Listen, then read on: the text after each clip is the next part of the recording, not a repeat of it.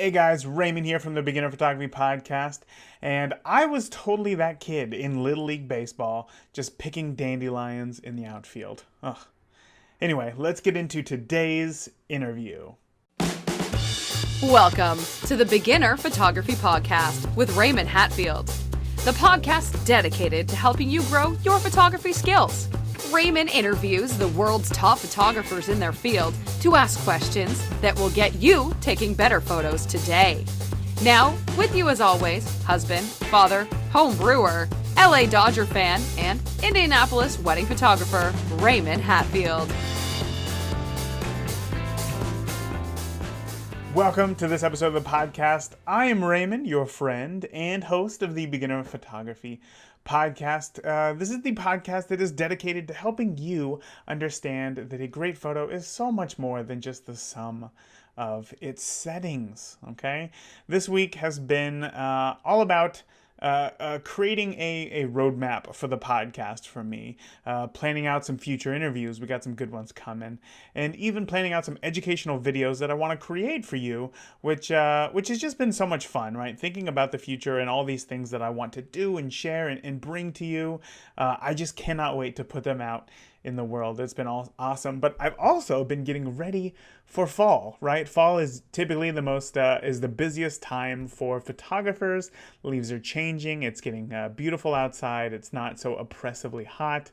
And this year will be my first year trying my hand at some family photo mini sessions. You know, as I get older, I'm starting to look for other avenues of photography, just so that I'm not gone every weekend while the kids aren't in school, right? That's something that you got to think of, like as a wedding photographer. Typically, you don't shoot too much during the week when the kids are in school, but when they're out of school on the weekends, I shoot a lot. So I'm just looking forward to the future and trying something new. So I'm going to give that a shot. But more importantly, I'm going to be documenting the entire process. And get this, I'm going to be making a comprehensive how-to video on how to book family mini sessions. I'm going to share with you exactly how I do it and the results as well. So I'm really excited about that. And that comprehensive video is I'm going to be posting that in the premium member section over on Patreon, so that you can start to build your portfolio and make your camera a revenue producing tool, if that's something that you're interested in. So I'm really excited about that. And if you really want to see it, you can become a premium member just by clicking the link over on the website, beginnerphotographypodcast.com. And speaking of which, I have a really fun announcement for a giveaway at the end of the interview. So stick around after the questions to find out what and how you can win. I'm really excited. Okay, so this week's interview is massive, and it's kind of a continuation of this month's theme of talking about business, right? This whole month worth of interviews, we've been talking a lot more about business than we typically do, and this is just the culmination of all of that, right? I thought, who knows business better than a photographer who talks to photographers every week about their businesses to find out what works for them. So it's a really great interview. We're just going to go ahead and get on into it. I'm really excited for you to listen to this one. It is with Andrew Hellmich. Today's guest is actually responsible for opening up my eyes to the business side of photography with his podcast, PhotoBizX, where he interviews photographers not only to talk about the technical side of photography, but everything behind the curtain, from marketing, SEO, sales, and just so much more. Today, I'm just thrilled to be talking to Andrew Hellmich. Andrew, thank you so much for coming on the podcast. Raymond, it's my pleasure. It's so good to talk to you again. You know what I just realized? I didn't even mention that you're a photographer in your interview. I said nothing about you being a photographer in there, and I'm so sorry. So let's start there. Andrew, you're a photographer. So why don't you tell the listeners who haven't started listening to the PhotoBizX podcast, because we all know that they will soon. Why don't you tell them how they got their start, or how you got your start in photography? Yeah, I'll give you the abbreviated version because I've told this story a few times. But I was a mad keen fisherman, and I was shooting. I wanted to get published in fishing magazines, and I had to learn how to take photos. So I basically bought slide film back then, and learned real quickly that I had to be a good photographer to get published, and you had to get your exposures right with slide film because there's no latitude there. And I loved it. I loved the photography side. I loved getting published, but I really enjoyed the photography side. So I had another friend that was a wedding photographer. I went out with him as a second shooter, and he was more than happy to have me along. And he allowed me to take a few shots after a couple of weddings and allowed me to use those in my portfolio. I went to a wedding expo or a bridal fair, you guys might call it, and we pretty much, well, actually, I shot a friend of a friend's wedding for free. She paid for double print, so I had an album to take to this bridal fair. Went to the bridal fair, and basically the rest is history. We booked something like 20 weddings, I think, at that first bridal fair. It was it was amazing. It was amazing. And the funny thing is, the first bride that I photographed, she was quite a large bride. She was an oversized bride, I guess you'd call her. I don't know what the Plus PC size. term is, plus size. Yeah. And so she and her husband were my only full wedding that I could show at this bridal fair. And I booked so many weddings because of that couple that I featured in that album, that display album, because I was the only photographer that was showing a plus size bride in my work. And admittedly, most of the brides that year were plus-size brides because of that display album. But it was a great way for me to learn how to pose, how to shoot, and I mean, I wasn't expensive back then, but it was a great start. So that was me off and running. Yeah, you filled that gap in the market, and I could see why everybody would come to you. I can't imagine booking 20 weddings at a single bridal fair. That's incredible. That you definitely got your money's worth that day, didn't you? Oh, absolutely. Look, the bridal fairs were huge back then. They're not as big now. There wasn't so many photographers. There was hundreds of brides going through this. And the good thing is, so Linda, my wife, was there. She had our calendar, which was just a diary, basically. And someone had asked about a date, and she'd go, "Oh, I'll just check." And she'd go around the back and look, and the diary was empty. Oh, we have got that day free. And so we were able to accommodate any inquiry, whereas a lot of other photographers that were established, if they were already booked, they had to turn that bride away, where we were able to say yes to everyone. Sure. Because we had nothing. Yeah, but it's that perception of like, actually, hold on, let me check. Oh no, yeah, we are free. That's hilarious. So how long has it been since that bridal expo? How long have you been running a photography business?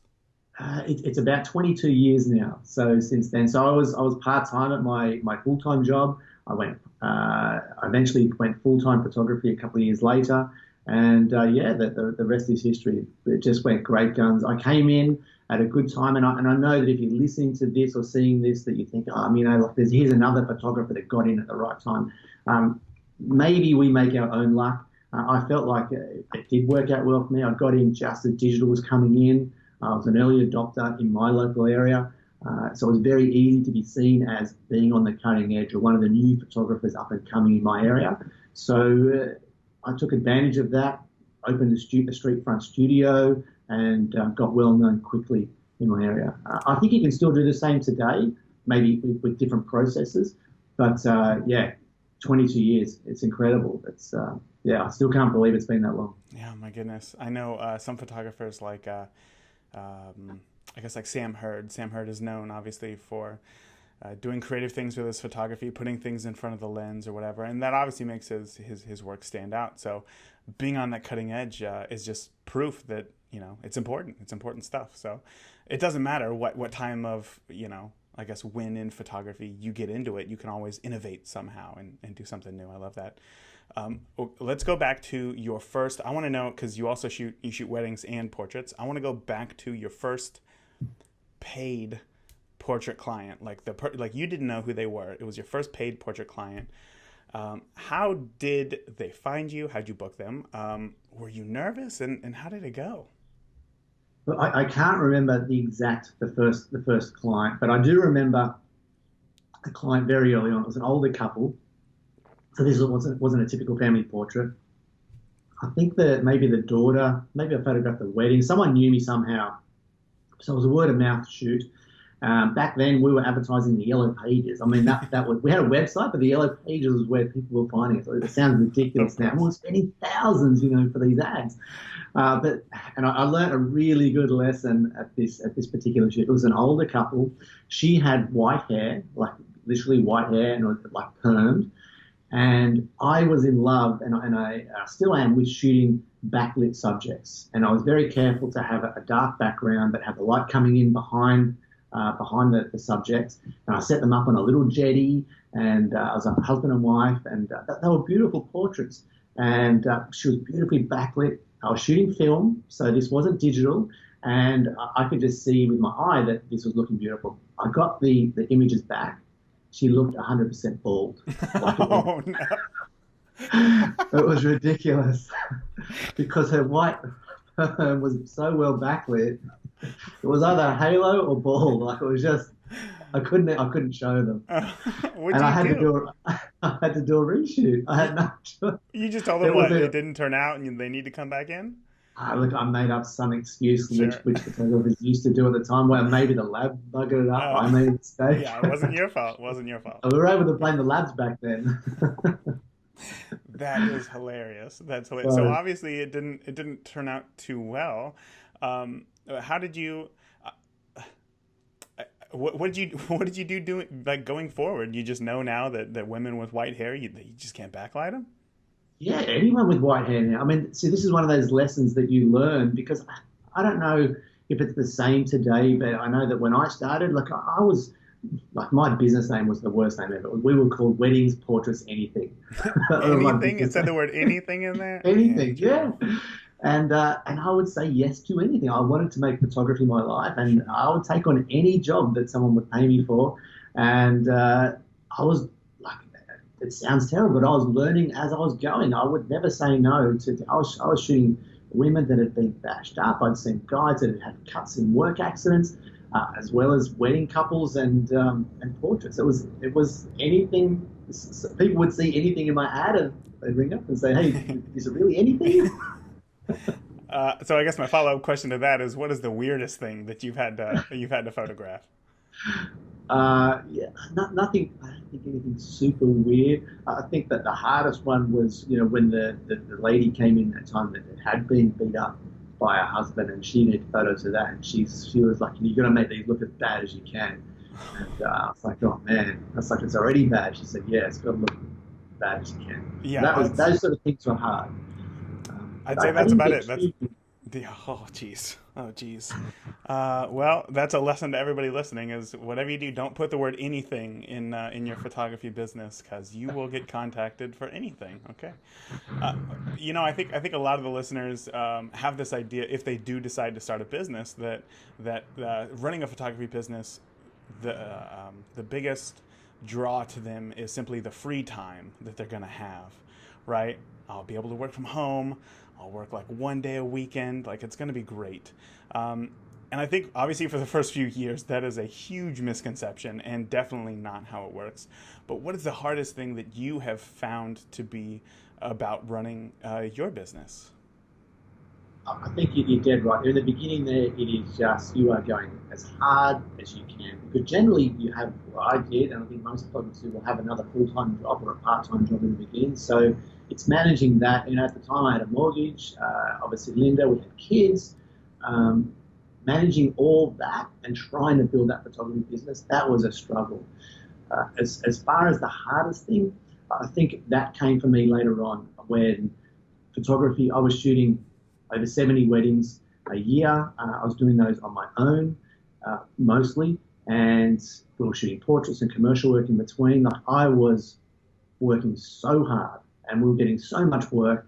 I got to a stage where I just didn't like photography. Well, photography was purely a job, and that was a real struggle, because I got into it because I loved it, and there was a time there, probably 2-3 years stint in the middle, where my camera bag was like a toolbox, and if I picked that thing up, I was going to work. I didn't have any photos of my kids, or very few, no family photos of my family. I didn't want to see the camera when I wasn't getting paid to shoot. So that was pretty difficult. Yeah, I can imagine. I think when you get to this point to where you do decide to make that leap, it's like, it's really exciting. But then when, I don't know, inquiries don't come as often as they should, then you can look at your camera bag, even if you're not working as much as you were, almost in this negative way, as like, this thing is stopping me from achieving my dreams somehow. But obviously, this isn't all negative. You know, being a photographer isn't, you know, a terrible job to have. What are some of your favorite perks that being a photographer has afforded you? I would not change a thing ever. I mean, I have the best life. I can structure my shoots and my work around my lifestyle. I mean, I am terrible, but I book holidays before I book anything. So I have 3 holidays booked in the calendar now for this year and next. If I come back from a holiday, I want to have my next one booked and working towards that. So they go into my calendar first, and work fits around that. And funnily enough, you can make work fit around anything you put in the diary that you want to. It's in the beginning, it's very difficult to do that. You want to say yes to everything. It really hurts to say no. But I guess as life goes on, you realize, you know what, if I don't do this shoot this week, I'm going to get another shoot next week. Or that person, which we realize now more than ever, if someone really wants me to do their shoot, if I'm not available that week or the week after, they will wait 3 weeks. And that's a beautiful place to be.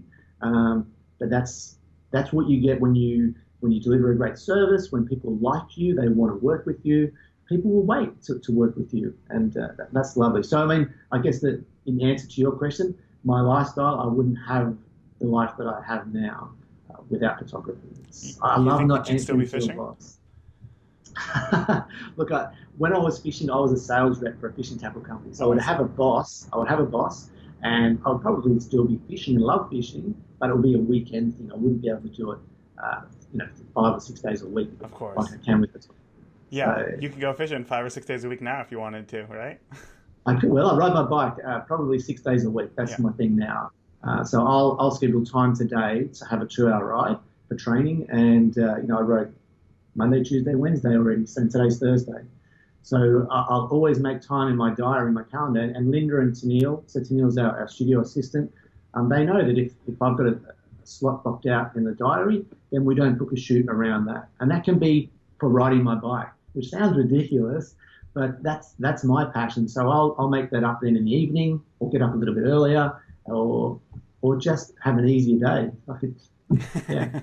I don't think that sounds ridiculous at all. I think it might sound foreign to somebody who's listening right now who is working at a job, or maybe they're on their way to their job right now, to just have that free time to do whatever you want. But the reason why they want to get into photography is to live a lifestyle that they want, and it sounds like that's exactly what you're doing. So it shouldn't sound foreign at all. It should sound amazing, because that's what it sounds like to me, for sure. Because I know we talked a little bit about before, when I asked you to come on the show, how you had just spent some time in Europe, and we were talking about some of the amazing pastries that France has to offer, and I'm very jealous of that. So that alone is a perk for sure in my book. Absolutely, yeah, absolutely. Hey guys, Raymond here. I just wanted to take a quick break from today's chat to let you know that you are listening to the free version of this interview. And if you like what you hear from today's guest, you can hear the full interview and get access to the entire back catalog of past interviews by simply becoming a premium member of the podcast for just $10 a month by signing up over at patreon.com/beginner photography podcast.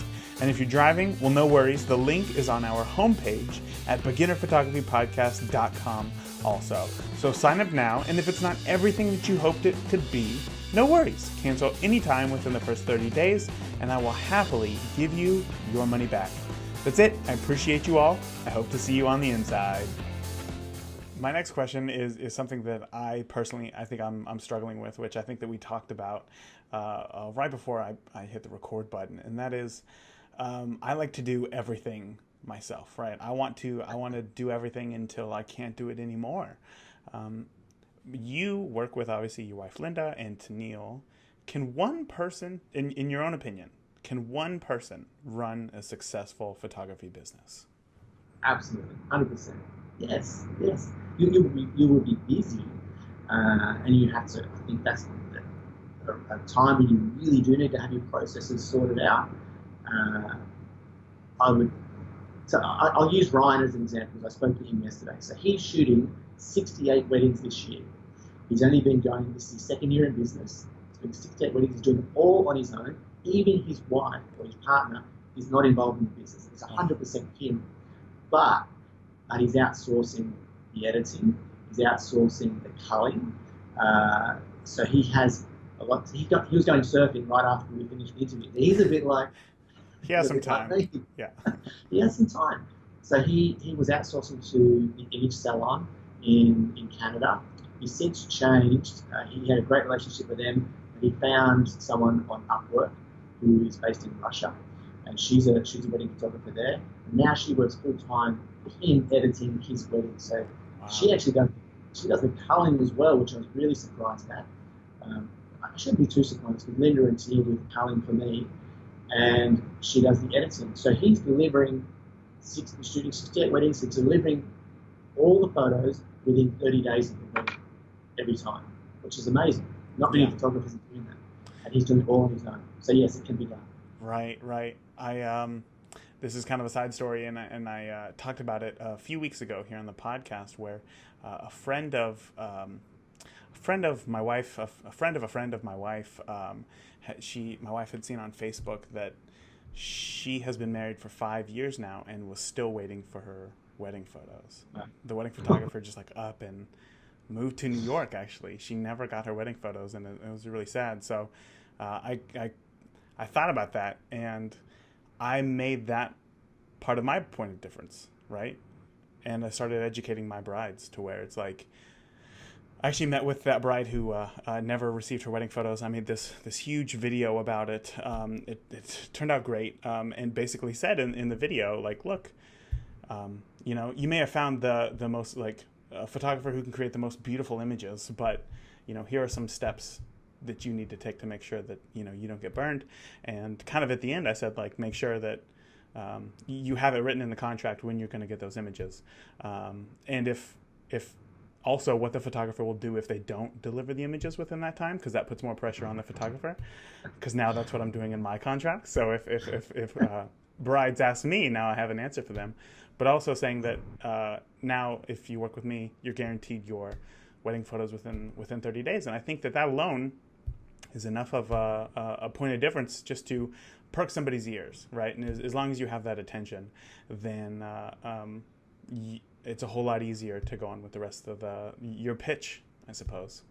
Absolutely. Yeah. It's that point of difference, isn't it? It's only small, but it's meaningful and it's important to respective time.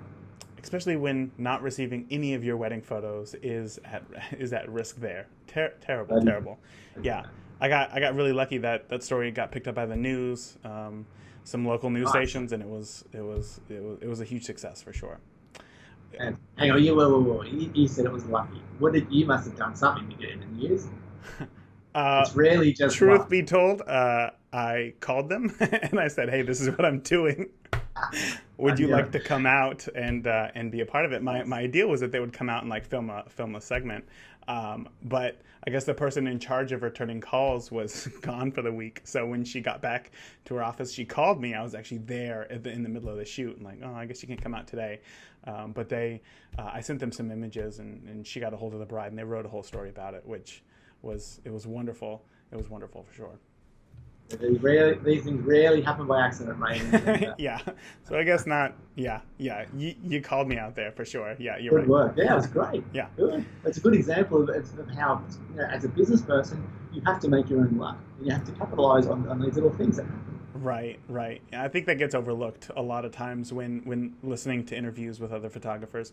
Even there in the beginning, when you said like, oh yeah, I booked 20 weddings at my first bridal fair, and like there we go, the whole year was off, and it's difficult because I've never had a 20 wedding year. You know what I mean? A lot of times I don't push as hard as admittedly I should, probably because we have the young ones here at home, but just hearing that like in one day is really amazing. And I'm glad that you broke it down is to say what you think that the reason was, and it was because of the bride was plus size, and that totally makes sense. And it's that point of difference in making your own luck. I love it. So then, kind of side question, for you, do you think that you have to have two separate, maybe not businesses, but Should you be separating those, or should you just be, hey, Andrew Hellmich Photography shoots everything? Maybe not anything like we talked about there in the beginning, but you know what I mean. Do you guys shoot weddings and portraits, or should those be separated? Yeah, but this is another age-old question, isn't it? And I think it really depends. Personally, I tried this. So I after doing a bunch of interviews, I was hearing from more and more photographers I was interviewing that we should separate the two businesses, have two separate websites for the different styles or different genres. I did that. It was a total pain. Oh. It was a night. I had two websites to manage. I had two different brands. I had to have content for both. I had to have logins. Like it was just a pain to manage and get the content going. And so I did it for a couple of years. I'm going to give it a try, and it didn't help business. It didn't make a difference to what we were making. I thought, why am I doing this? So then I brought it all back to one. So I think if you're going to have everything on the one site, I think it just has to be clear and make it easy for your clients to say, right, I want to go to the portraits. I don't want to know about weddings. I want to go to the newborns. I don't want to see the families. That makes just sense. Make it easy to navigate so people know that. Yeah, no, totally makes sense. And once again, it depends on you and your personality. And like I will add, with the commercial stuff, if I was a commercial photographer, if that was a big part of my business, and I really wanted to focus on just headshots, then I would have a separate website for that. Sure. So I know that those really don't really see babies, kids, weddings, and stuff like that. But for me, my clients know, generally they know I'm a wedding photographer. So they don't mind hiring me for a commercial job because they know I'm going to be working with people, shooting headshots, and that's what I do. Yeah, I get that. You have, like I mentioned earlier, you've done a lot of interviews. You're approaching 300, which, again, I'm so excited for you. That is that's a huge number. That's a huge number. I want to know, out of all of those interviews, what's maybe one of the biggest lessons or some of the biggest takeaways that you have picked up from those lessons that have really made an impact on your business? The biggest thing, if you're asking about what's made the biggest impact on my business, I mean, isn't that the whole reason why you started the podcast, right? Absolutely. Yeah. I was implementing as much as I was hearing it. I loved it. Yeah. And that's got to the stage where I can't implement everything I hear anymore. But so I'm sort of giving that out to listeners and getting them back to talk about how they went with that particular project. Sure. You know, they got something that I guess said gelled with them, so they went and did that. I want to get them back on and hear how that went for them. But I can't do everything. Yeah. I guess overall for me, probably, well, there's two things. I have to probably go back, and I always tend to get back to these interviews that had the biggest effect on my photography business, if that's what you're asking, and that would be creating the YouTube videos after I interviewed Gabriel Morchere. He's an SEO specialist. It wasn't an SEO type interview that you would expect. He said, go out to your local area where people like to have their weddings that you shoot at every weekend. Go and record a video in each of those different locations, saying why it's good, what's good about it, what's not good about it, when is it good in which times of the year, what wind direction it's going to be good. He basically gave me some ideas to record these videos. I did these with an iPhone one afternoon, the same week I recorded that interview, and those YouTube videos, they are not exciting. I am no video editor. It's me talking on a location with my phone here. My son's holding my phone, and those videos, they continue to book me weddings today, and they still rank on page 1 for those locations. Like, wow. It's just, and I have shared this story multiple times, and I don't know anyone else is doing it. I'm like, I feel like banging my head against the wall. Like, why are you guys doing this work? And it's so easy. That's one of the biggest things. The other one's Facebook ads. That was a huge thing for me. And you've talked about that. You've interviewed those. You know how you produce the ads yourself. So you know how they work. I'm sure your listeners have seen that. And I think the other big thing is my passion for photography. Remember how I said that waned in the middle? Yeah. Once I started interviewing photographers, that passion came back fast, and I love photography more than ever. So I think that's a big benefit of doing the interviews. Yeah. So just being a part of a photography community, essentially, because even though these people are across the world, like you and I right now, just being able to talk face to face and building that community can really build up that excitement to get you going. It motivates me. And I feel like if it's motivating me, it's got to be motivating listeners as well. It is, for sure. Just listening to your interviews, I could tell that, for one, you get excited, and I know that you've talked about just having way too many things to implement, and Linda always gets mad at you for, like, maybe we should try this one thing, and maybe we should try these other 50 things before we try this next thing first. We live in the same household. I get it. What do you... I'm interested to know what you think is some commonly bad information being taught to photographers. Is there anything that you can think of that you hear right away and is just not helpful? Yeah, I think if I hear a photographer say, this is the way to do it, this will work, I think that's already setting them up to find someone else that's going to try it to fail. Because, it may have worked with the photographer delivering the idea or the strategy. It doesn't necessarily mean it's going to work for that person. In saying that, if you follow what someone else teaches and really follow it, then there's a good chance it will work if it has worked for someone else. But it's certainly not the only way. It's never the only way. Right. Yeah. I don't think I could have said anything better there for sure. It wasn't anything specific. It's just kind of the style of how things are being taught for sure. One thing that we don't really talk a lot about on this podcast is actually gear, because as you know, it's just not that important. It can only help you so much until it's just a piece of gear, essentially. But I always love finding out, has there ever been one piece of gear that you thought, like, oh, I gotta have this. But then once you got it, you're like, I never use this. This was a waste of money. Yeah, I think probably for me it would be video lights. Lights, yeah. But for using for stills photography. Yeah. Why did you think that you had to have them? I went to probably a seminar with Jerry Gahonis. Oh, yes. Okay.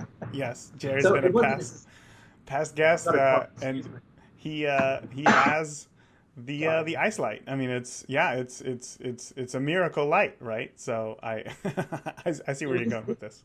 This was even before the ice light. I mean, I was I won't say infatuated with Jerry, but I really modeled my business and the way he was doing things, and he was a massive influence in the early days.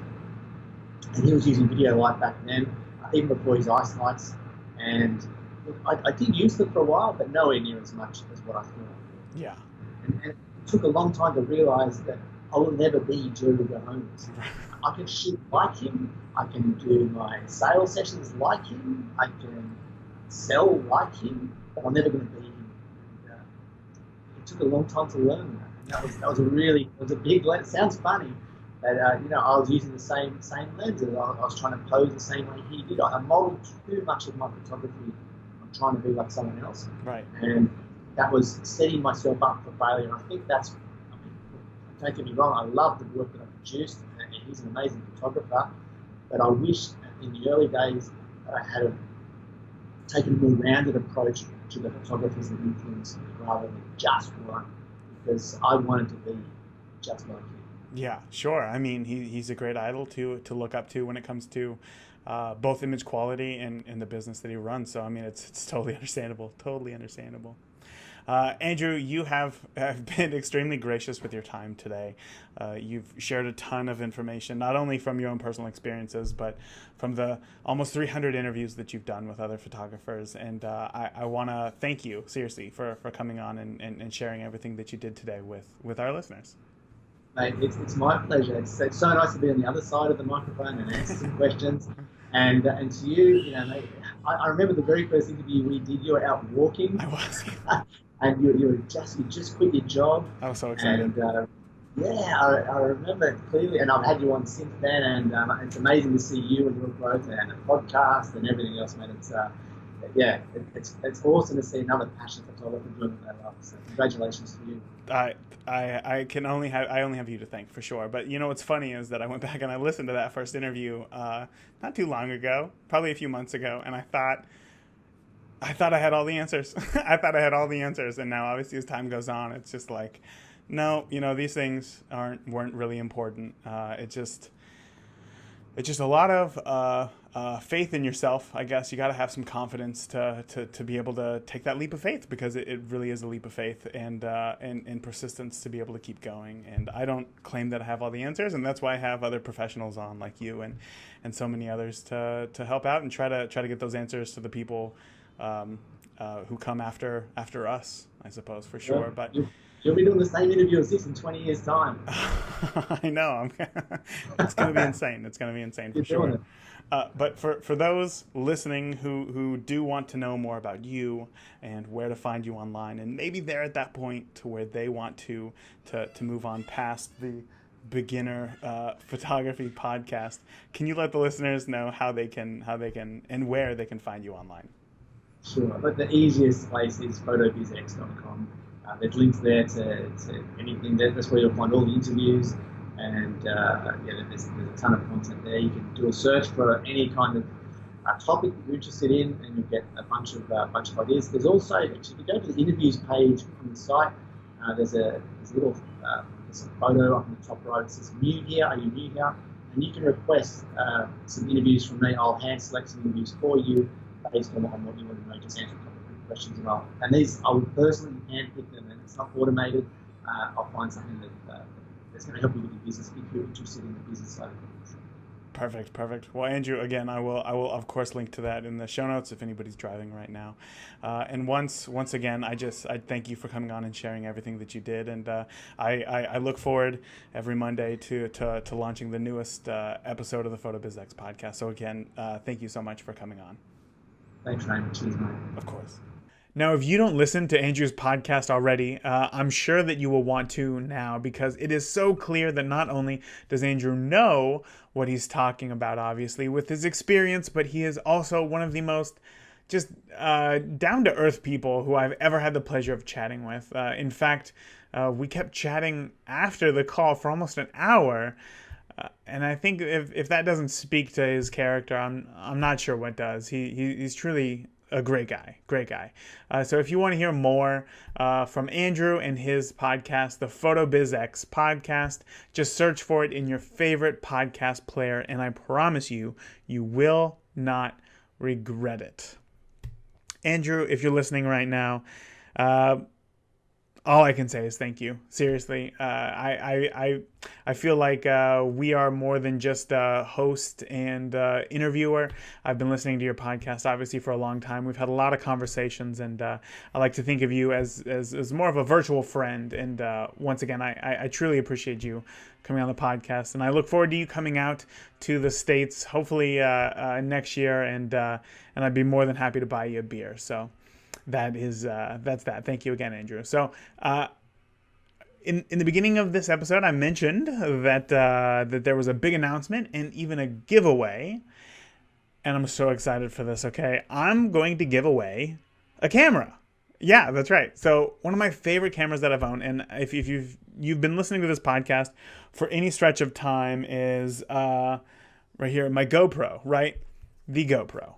This thing is just so much fun just to take and put it in your pocket, bring everywhere, and just let it create photos without you putting in too much effort, right? It does a lot of the thinking on its own. And Gopro just came out with a brand new, like this thing isn't technically even released yet, the GoPro Hero 7 Black camera.